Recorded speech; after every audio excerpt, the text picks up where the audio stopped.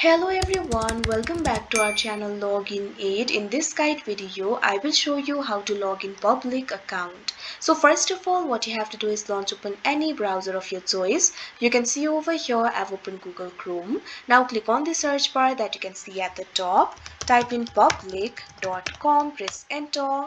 Now you can see over here you'll be led to the official website of Public. From here you'll be able to sign in to your account. If you do not have the account yet, you can also get started by simply clicking on the option Get Started. But if you already have the account and if you want to sign in to your account, simply click on the option Sign In. Now you can see over here you'll be led to the login interface of Public. From here you'll be able to log into your account. All you have to do is enter the same credentials that you used to create the account. Simply enter the email address. Click on the field of email. Now enter the email over here. Make sure to enter the registered email address. Now what you have to do is enter your password.